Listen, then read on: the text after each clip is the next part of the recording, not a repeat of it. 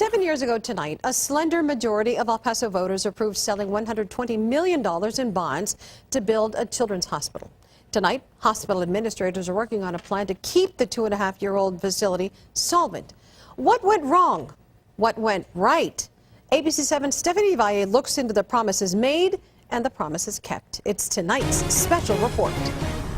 They were here all night because I was in pain. Denacia Pritchard has sickle cell anemia. This time, Denacia's been in the hospital for 9 days now. For Denacia's grandmother, time passes easily. They have comfortable beds for us to sleep in. We have a little kitchenette that we can go and make our coffee, have a refrigerator where we can put our food in. The hospital's a second home to me. This home away from home is much closer than previous options. Travel is a great hardship.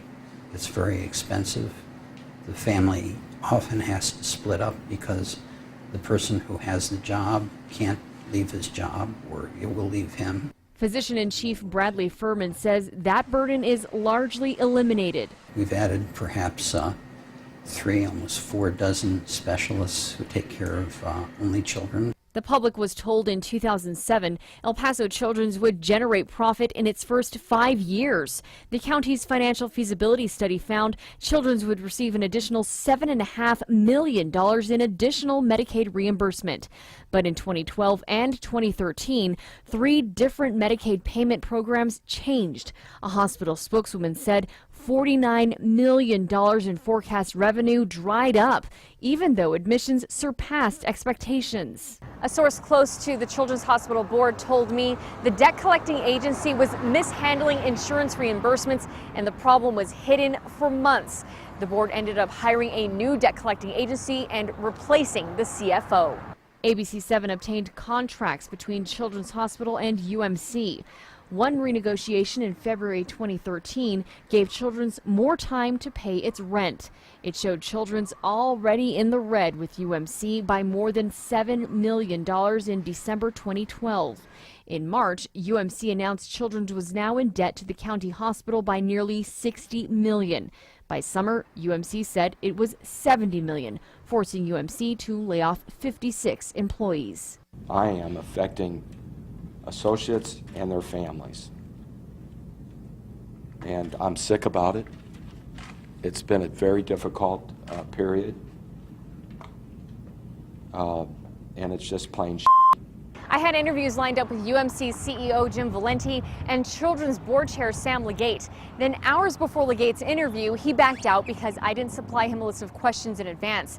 Then I got a call from UMC saying that Legate had contacted Jim Valenti's office and told them he wasn't talking to me. So then Jim Valenti declined to talk on camera because he didn't want to jeopardize negotiations between the 2 hospitals. Children's Chief Nursing and Operations Officer Elias Armendariz told ABC 7 Children's depleted its reserves, paying UMC $35 million over 2 years for recruiting and other expenses. But that was what we agreed to, and we can't look back now to say we should have, we could have. It's what we're going to do now. The next step, teaming with a major hospital in addition to UMC. Armendariz said that would boost finances and available treatments. What we're looking for is something that will allow us to really break through in the market and really be the center and the center of choice. The hospital is trying to keep its doors open, but it needs families to walk through them. The only way to be able to generate the revenue is for the community to continue to support us. And while the hospitals continue negotiations, families hope for the best. It's not about us and it's not about the community, it's about our children that come to Children's Hospital.